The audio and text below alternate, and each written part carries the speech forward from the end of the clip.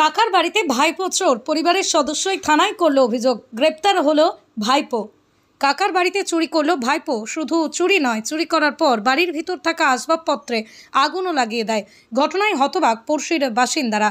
চুরির ঘটনায় অভিযোগ দায়ের হয় দাসপুর থানায়। ঘটনার অভিযোগ পাওয়ার পরেই তদন্ত শুরু করে দাসপুর থানার পুলিশ।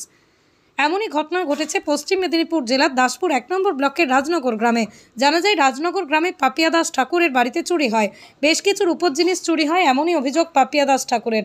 পুলিশ তদন্তে নেমে জানতে পারে চোর অন্য কেউ নয়, পাপিয়া দাস ঠাকুরের ভাইপো জিৎ দাস ঠাকুর।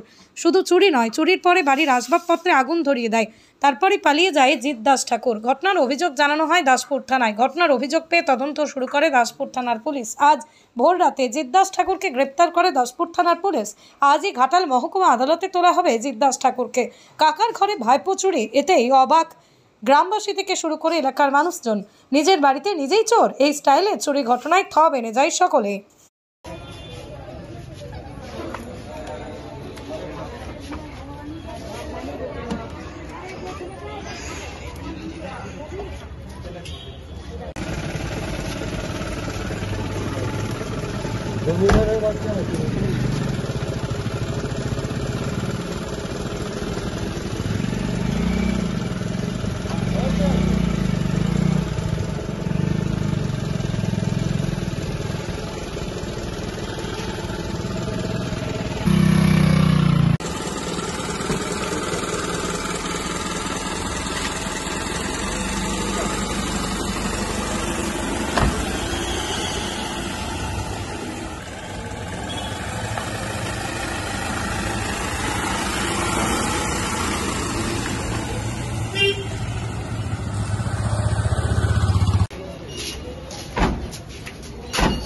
কি চুরি করেছিল?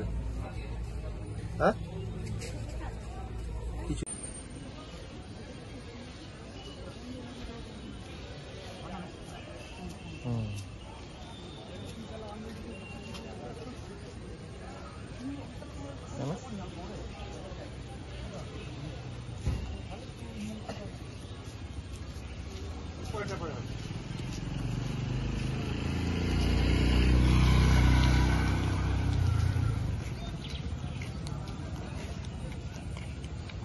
আমি শুনেছি যে কোথায় কি চুরি টুরি হয়েছে, ওদের বাড়ির কাছাকাছি কোথায়। হ্যাঁ, আমাদের রাজনগরের এলাকা। শুনলাম যে একটা চুরি চামারি হয়েছে। কি হয়েছে সেটা তো ভালো করে ক্লিয়ার আমরা হয়নি এখনো, এইটুকুই। পুলিশ গ্রেপ্তার করেছে। হ্যাঁ, পুলিশ গ্রেপ্তার করেছে তো শুনলাম, তো পুলিশ গ্রেপ্তার করে নিয়ে যাচ্ছে। আমি শুনলাম রাজনগর অঞ্চলেরই ঘটনা, কাকার ঘরে ভাইপো চুরি। তো এইটা অনভিপ্রেত, এটা কখনোই উচিত না। আর এটা শুনে আমরাও অবাক, অঞ্চলবাসী হিসেবে আমরাও অবাক।